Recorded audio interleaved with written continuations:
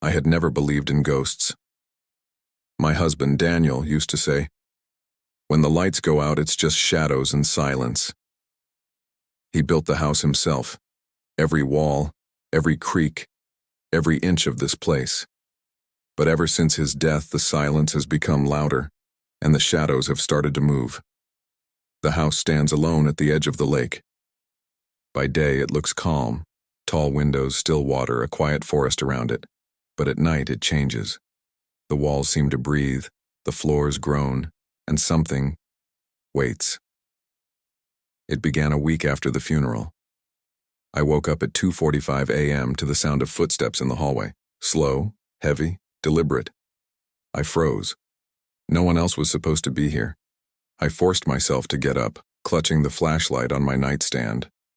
The hallway was empty, but the air felt thick, as if someone had just passed through. The door at the end of the hallway, the one that Daniel always kept locked, was slightly open. My heart pounded. That door had never been opened before. Not once. I stepped closer, the floorboards creaking beneath me. The door swung wider with a whispering sound, and for a moment I could swear I saw Daniel standing inside, pale still, watching me. But when the beam of the flashlight reached the room, he was gone.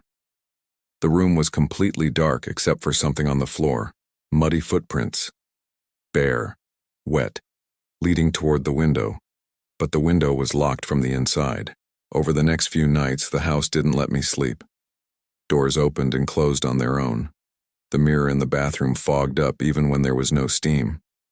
And sometimes, I heard him whispering my name from somewhere inside the walls. "Claire?"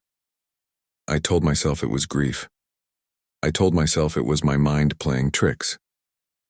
But then, I saw the other house. One night I looked out over the lake and saw a light, just across the water, a house exactly like mine, same shape, same roofline.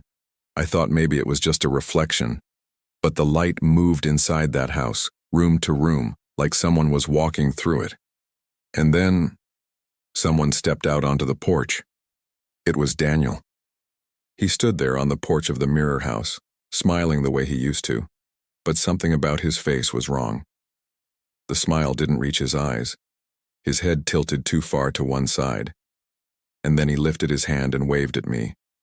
I stumbled back, my pulse thundering in my ears.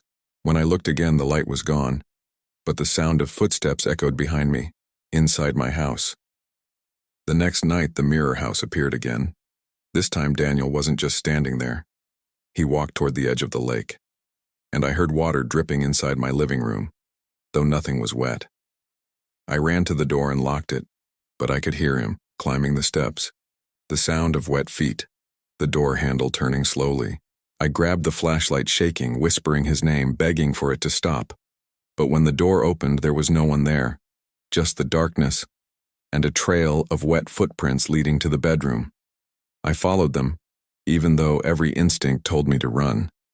The footprints stopped at the foot of my bed.